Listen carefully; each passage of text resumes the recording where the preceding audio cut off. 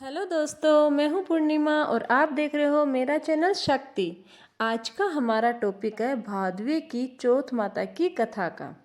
साथ ही चौथ माता की कथा के बाद मैं आपको विनायक जी की कथा भी बताऊंगी, क्योंकि कोई भी कहानी उनकी कहानी के बिना अधूरी है।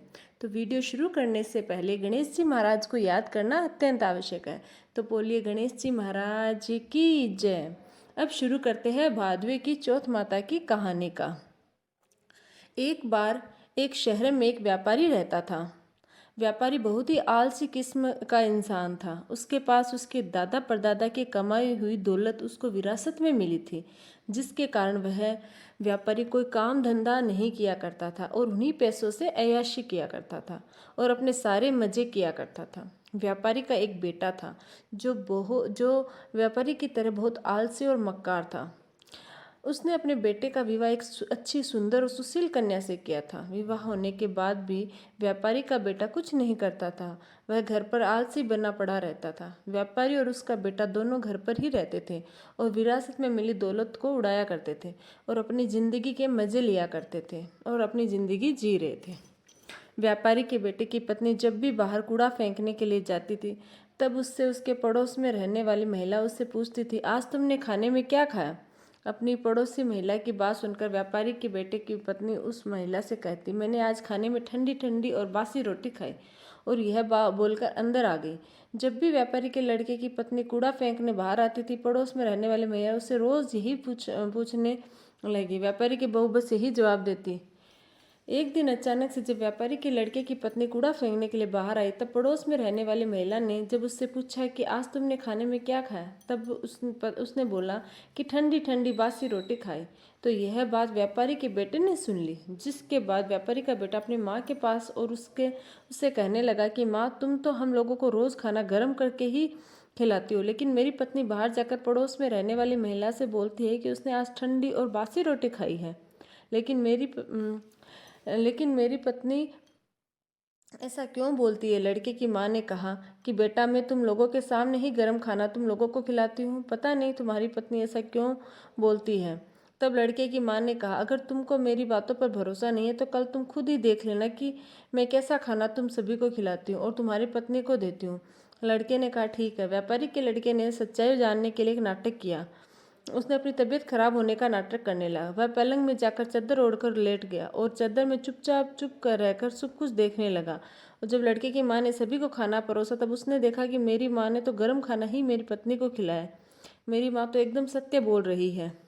जैसे ही उसकी पत्नी खाना खाकर उठी, तो वह लड़का अपनी पत्नी के पीछे पीछे गया और उसने देखा कि जब उसकी पत्नी कूड़ा फेंकने के लिए बाहर गई, तब पड़ोस में रहने वाली महिला ने उससे वही सवाल किया कि तुमने खाने में क्या खाया। जिसके बाद उसकी पत्नी ने एक बार फिर से उस पड़ोसी महिला को वही जवाब दिया, मैंने ठंडी ठंडी और बासी रोटी खाई। अपनी पत्नी की यह करतूत देखकर उसने अपनी पत्नी से कहा कि मेरी माँ तो तुम्हें रोज़ गर्म खाना खिलाती है, तो तुम पड़ोस को क्यों बोलती हो कि वह तुमको ठंडा और बासी खाना खिलाती है? लड़के की पत्नी बहुत बुद्धिमान और चालाक थी। उसने अपने पति को समझाया कि ना तो आप बाहर जाकर पैसे कमाते हो और ना ही आपके पिताजी बाहर जाकर पैसे कमाते। यह तो आपके विरासत में मिला हुआ धन की रोटी है। अगर आप लोग अभी भी नहीं समझेंगे तो एक दिन सारा धन खत्म हो जाएगा और घर में खाने के लिए रोटी तक नहीं मिलेगी। लड़के को अपनी पत्नी की बात सुनकर समझ में आ जाता है कि वह सही बोल रही है। अगर मैंने अभी धन नहीं कमाया तो आगे बहुत बड़ी दिक्कत हो सकती है। जिससे वह लड़के ने यह तय किया कि वह पैसा कमाएगा, जिसके लिए व्यापारी के बेटे ने तय किया कि वह विदेश जाएगा और विदेश में बहुत सारा धन कमाएगा।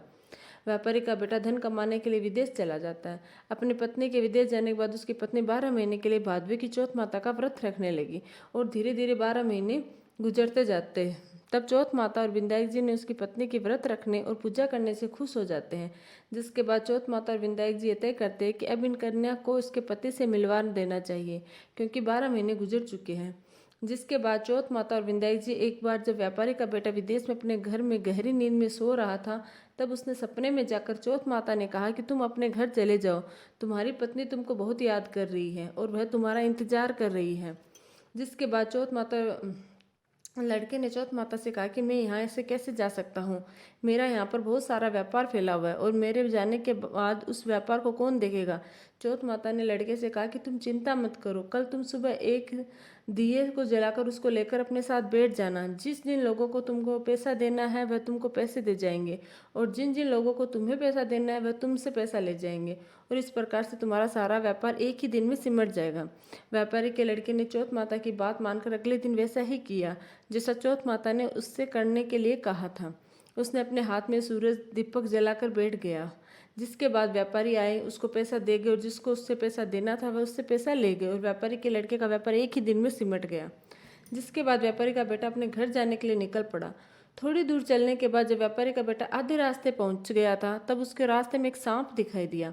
वह सांप एक जगह जल रही अग्नि के पास जा रहा था, जिसको देखकर व्यापारी के बेटे ने सांप को अग्नि के पास जाने से रोक दिया।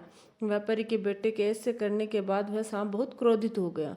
वह कोई और नहीं बल्कि नागराज थे। तभी नागराज ने उस लड़के से कहा कि तुमने ये क्या किया? नाग योनि से छुटकारा पाने के लिए जा रहा था, लेकिन तुमने ऐसा होने नहीं दिया। तब मैं तुमको जान से मार दूंगा। जिसके बाद व्यापारी के बेटे ने कहा कि मैं पिछले 1 साल से विदेश में हूँ, मेरी पत्नी मुझे बहुत याद कर रही है, और मैं 1 साल बाद अपने घर जा रहा हूँ। आप अभी मुझे छोड़ दीजिए, मैं अपनी पत्नी से एक बार मिल लूँ, तब कल आप मेरे घर आकर मुझे मार दीजिएगा। जिसके बाद नागराज ने व्यापारी के बेटे को जाने दिया। थोड़ी देर में अपने घर पहुंच गया, लेकिन व्यापारी का बेटा बहुत डरा हुआ था। तभी उसकी पत्नी ने पूछा कि इतने भयभीत क्यों हो? उसने अपनी पत्नी को बताया कि मेरे साथ रास्ते में यह दुर्घटना घटी थी कि एक नागराज अपनी योनि से मुक्त होने जा रहे थे, लेकिन मैंने उनको जाने से रोक दिया, जिससे वह बहुत क्रोधित हो गए, और उन्होंने मुझे मारने का वचन लिया है। कल वह मुझे मारने के लिए आएंगे। व्यापारी की बेटी की पत्नी बहुत चालाक थी और बुद्धिमान थी। उसने अपने पति की बात सुनकर अपने घर की सीढ़ियों पर कुछ न कुछ रख दिया। उसकी पत्नी ने पहली सीढ़ी पर दूध रखा, दूसरी सीढ़ी पर बालू बिखेर दी, तीसरी सीढ़ी पर फूल बिखेर दिए, चौथी सीढ़ी पर सुगंधित इत्र डाल दिया, और पांचवी सीढ़ी पर बहुत स्वादिष्ट मिठाइयाँ रख दी, और जाकर पलंग पर अपनी चोटी लटकाकर लेट गई और अपने दरवाजे को खुला छोड़ दिया। वह नागराज जब उसके पति को मारने के लिए आया, तब उन्होंने सीढ़ियों में दूध देखा, तो उन्होंने उस दूध को पी लिया, और एक ही करते सभी सीढ़ियों में सारी चीज़ें खा ली।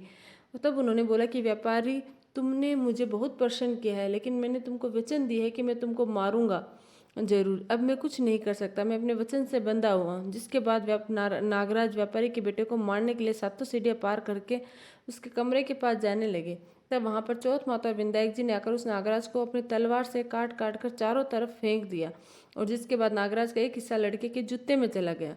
नागराज ने कहा, मैं यहीं छुपा रहूंगा, और कल जब सुबह वह व्यापारी जूता पहनेगा तो मैं उसको काट लूंगा। लेकिन तभी अचानक से वहाँ बहुत सारी चींटियाँ आ गई। उन्होंने नागराज को देखा कि जूते के अंदर है। तब चींटियों ने कहा कि इसकी पत्नी तो हमको रोज कुछ ना कुछ खाने के लिए देती थी, आज हम लोग इसके पति की जान बचाते हैं। चींटियों ने नागराज को खा लिया। चींटियों के खाने के बाद चारों तरफ खून ही खून फैल गया। जैसे ही सुबह हुई तो लड़के की माँ ने उसके कमरे में आई, और लड़के की माँ ने कमरे को खून से निकलता देखकर बहुत डर गई, और उसने सोचा कि मेरे बेटे और बहू को किसी ने जान से मार दिया। वह बहुत जोर जोर से चिल्लाने लगी। अपनी माँ की आवाज़ सुनकर व्यापारी का लड़का और उसकी पत्नी कमरे से बाहर निकल आए। तभी लड़के की माँ अपने बेटे और अपनी बहू को जिंदा देखकर बहुत खुश हुई। लड़के ने अपनी माँ से कहा कि माँ, तुम क्यों रो रही हो? आज तो खुशी का दिन है, क्योंकि आज मेरे दुश्मन मर गए हैं। लेकिन मेरे जाने के बाद मेरी लंबी आयु के लिए किसने पूजा की थी और किसने व्रत रखा था? तब लड़के की माँ ने कहा कि बेटा, मैंने कोई व्रत नहीं रखा। तब लड़के ने अपनी पत्नी से पूछा कि तुमने व्रत रखा था?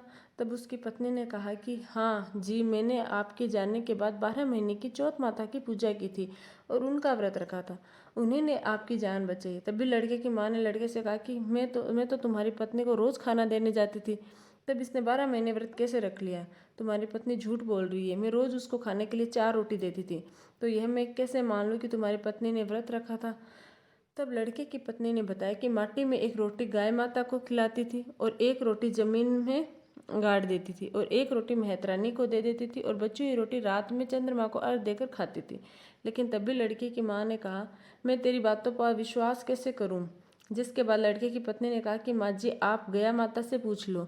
जैसे जैसे गया माता से पूछा कि बात सत्य है, तो गाय माता बहुत जोर से हंसने लगी और उनके मुंह से पलाश के फूल गिरने लगे, जिससे ये बात सच साबित होगी कि फिर पत्नी ने जमीन देकर देखा तो रोटी की जगह सोने की रोटी, और यह बात भी सच साबित हुई।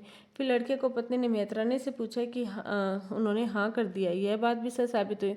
तब भी लड़की की माँ ने मान लिया कि मेरी बहू ने चौथ माता और विंदाई जी की पूजा की थी। लड़के ने अपनी पत्नी को धन्यवाद दिया और सभी लोग मिलजुल कर हंसी खुशी रहने लगी। दोस्तों, आपको यह कहानी अच्छी लगी होगी। साथ ही अब मैं आपको विंदाई जी महाराज की कहानी बताने जा रही हूँ। एक बुढ़िया माई थी, मिट्टी के गणेश जी की पूजा करती थी। रोज बनाए रोज गल जाए। एक सेठ का मकान बन रहा था। वो बोली, पत्थर का गणेश बना दो। मिस्त्री बोले, जितने हम तेरा पत्थर का गणेश गढ़ेंगे उतने में अपनी दीवार ना चीनेंगे। बुढ़िया बोली, राम करे तुम्हारी दीवार टेढ़ी हो जाए। अब उनकी दीवार टेढ़ी हो गई। वो चीने और ढा देवे, चीने और ढा देवे। इस तरह करते करते शाम हो गई। शाम को सेठ आया। उसने कहा, आज कुछ भी नहीं किया। वो कहने लगे, एक बुढ़िया आई थी और वह कह रही थी मेरा पत्थर का गणेश गढ़ दो। हमने नहीं गढ़ा तो उसने कहा तुम्हारी दीवार टेढ़ी हो जाए। तब से दीवार सीधी नहीं बन रही है। बनाते हैं और ढा देती है। सेठ ने बुढ़िया को बुलवाया। सेठ ने कहा, हम तेरा सोने का गणेश गढ़ देंगे, हमारी दीवार सीधी कर दो। सेठ ने बुढ़िया को सोने का गणेश गढ़ के दिया। सेठ की दीवार सीधी हो गई। जैसे सेठ की दीवार सीधी हो वैसे सबकी करना। हे गणेश जी महाराज की जय।